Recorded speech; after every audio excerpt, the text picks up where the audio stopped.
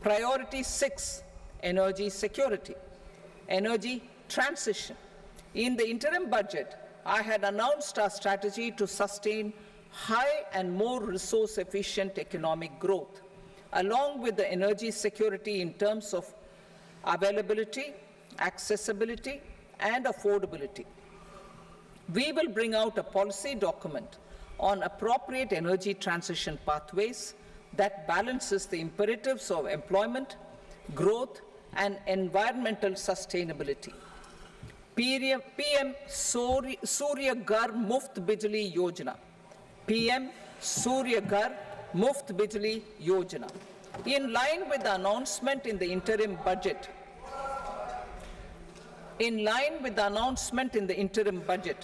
PM Surya Ghar Muft Bijli Yojana has been launched to install rooftop solar plants to enable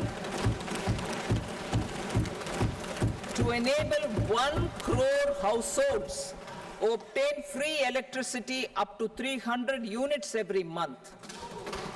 The scheme has generated remarkable response with more than 1.28 crore registrations and 14 lakh applications, and we will further encourage it. Pumped storage policy.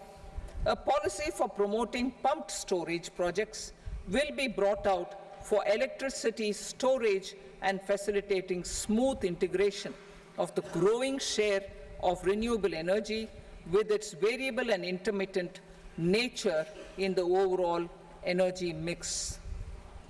Research and development of small and modular nuclear reactors. Nuclear energy is expected to form a very significant part of the energy mix for Vikasit Bharat. Towards that pursuit, our government will partner with the private sector for 1. Setting up Bharat Small Reactors, 2. Research and development of Bharat Small Modular Reactor, and 3. Research and development of newer technologies for nuclear energy. The R&D funding announced in the interim budget will be made available for this sector also.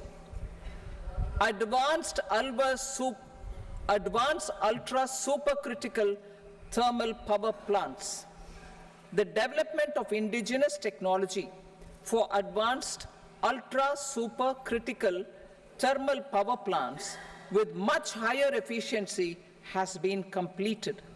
A joint venture between NTPC and BHEL will set up a full-scale 800 megawatt commercial plant using AUSC technology.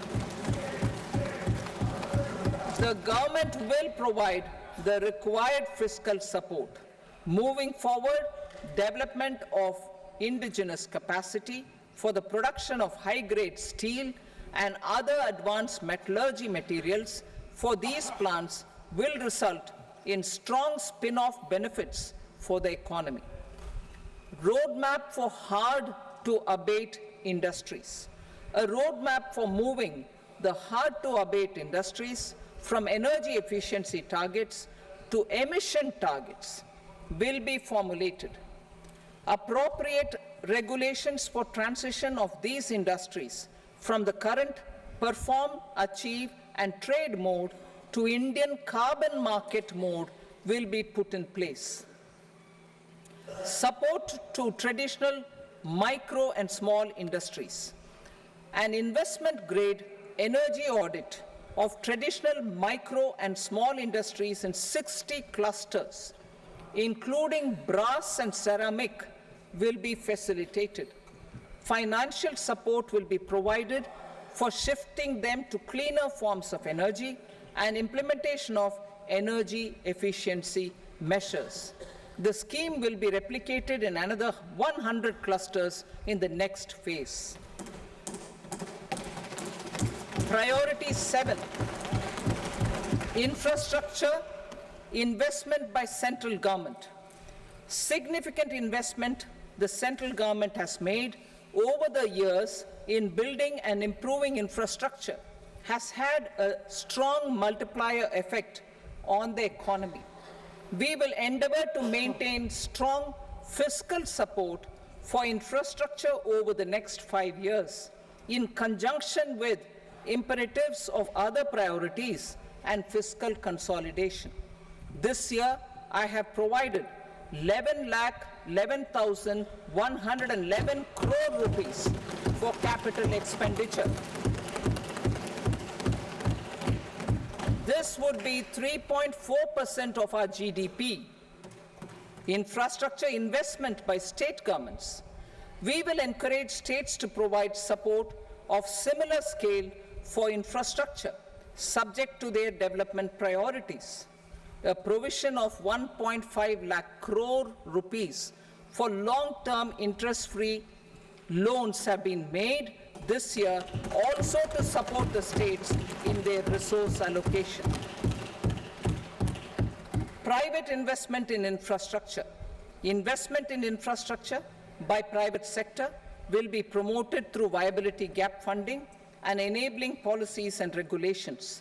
A market-based financing framework will be brought out. Pradhan Mantri Gram Sadak Yojana, Phase 4 of the PMGSY will be launched to provide all-weather connectivity to 25,000 rural habitations, which have become eligible in view of their population increase. Irrigation and flood mitigation. Bihar has frequently suffered from floods, many of them originating outside the country. Plans to build flood control structures in Nepal are yet to progress. Our government, through the Accelerated Irrigation Benefit Program and other sources, will provide financial support for projects with estimated cost of 11,500 crore rupees, such as the Kosi-Michi intra-state link and 20 other ongoing and new schemes, including barrages, river pollution abatement, and irrigation projects. In addition, survey and investigation of Kosi-related flood mitigation and irrigation projects will be undertaken. Assam grapples with floods every year by the Brahmaputra River and its tributaries originating outside India. We will provide assistance to Assam for flood management and related projects.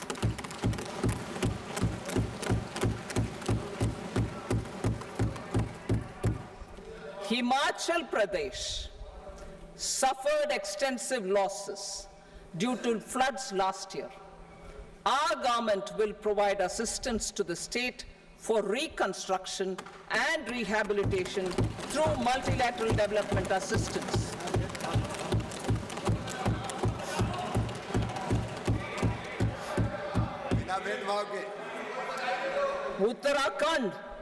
Uttarakhand too suffered losses due to cloudbursts and massive landslides. We will provide assistance to the state. Recently, Sikkim witnessed devastating flash floods and landslides that wreaked havoc across the state. Our government will provide assistance to the state.